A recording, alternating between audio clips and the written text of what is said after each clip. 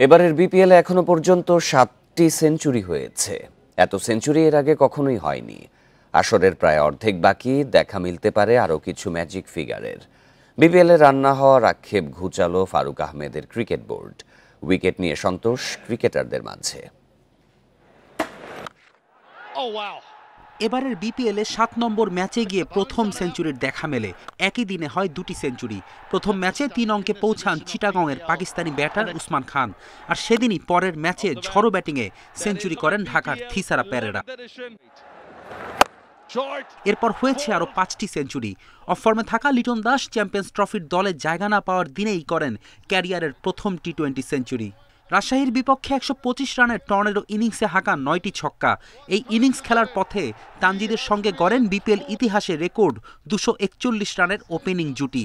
তানজিদও তুলে নেন সেঞ্চুরি, আর সবশেষ এনামুল হক বিজয় ম্যাজিক ফিগারের দেখা পান। 6-7 রানে আউট হয়ে যেতে পারতাম, সো আল্লাহ তাআলা দিয়েছে বিধায় আসলে একটা বড় রান হয়েছে। তাছাড়া আসলে ম্যাচ জেতাতে পারলে আলাদা একটা শান্তি লাগতো। আসলে এরকম ম্যাচ কিন্তু জেতানোটা একটা ব্যাটসম্যানের জন্য একটা ড্রিমের মতো থাকে। রান বন্যার এই বিপিএল ছাড়িয়ে গেছে অতীতের সব রেকর্ড। এর আগে কোনো আসরে এত শতক দেখেনি বিপিএল। বিগত কয়েক মৌসুম গড়ে 3 থেকে 4টি সেঞ্চুরি হয়েছে প্রতি আসরে। তবে ব্যতিক্রম ছিল 2018-19 আসর। সেবার ডি ভিলিয়ার্স, রাইলি রুশো খেলেছিলেন বিপিএলে। তাদের নৈপুণ্যে 6টি সেঞ্চুরির দেখা মিলেছিল।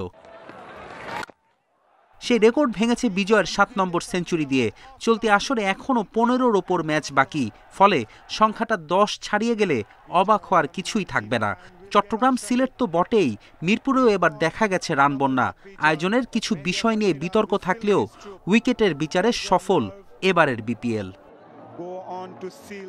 ফেরদৌস ইসলাম, ইন্ডিপেন্ডেন্ট নিউজ।